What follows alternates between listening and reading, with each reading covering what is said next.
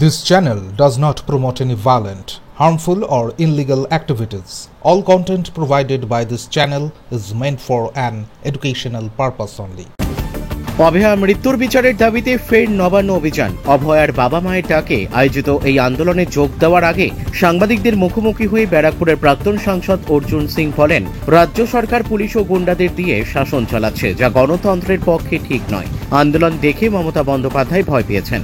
Barricade ও জলকামান ব্যবহারই প্রমাণ যে আমরা সরকারকে নাড়া দিতে পেরেছি। তিনি আশ্বাস দেন, অভয়ার মৃত্যুর বিচার হবেই এবং লক্ষ লক্ষ মানুষ এই আন্দোলনে যোগ দেবেন। দেখুন, এটা তো একটা গণতান্ত্রিক পদ্ধতি। আমরা আমাদের ঘরের মেয়ে অভয়ার জন্যে আগেও আমরা নবান্ন অভিযান করেছিলাম ছাত্র সমাজকে সামনে রেখে। এবার সরাসরি তার মা বাবা এই নবান্ন অভিযানটা ডেকেছে। আমরা পশ্চিমবাংলা সরকারকে বোঝাতে চাইছি কি পুলিশ আর গুন্ডা, পুলিশ আর ক্রিমিনালকে দিয়ে আপনি পশ্চিমবাংলা শাসনতন্ত্র চালাচ্ছেন। এটা খুবই অন্যায়, গণতন্ত্রের পক্ষে এটা সঠিক কাজ নয়।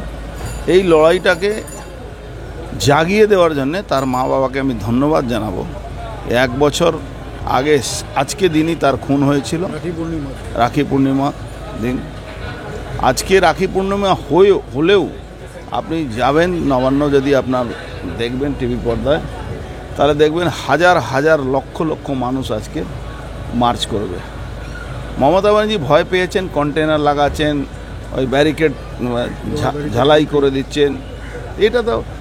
এটাই আমাদের জিত, এটাই আমাদের ভিক্টরি, কি আমরা এই লড়াইটাতে মমতা ব্যানার্জি সরকারকে নড়িয়ে দিতে পারি। মমতা ব্যানার্জি যে নট এ ফ্যাক্টর, সরকারকে নড়িয়ে দিতে পারছি, এটাই আমাদের বড় কাজ।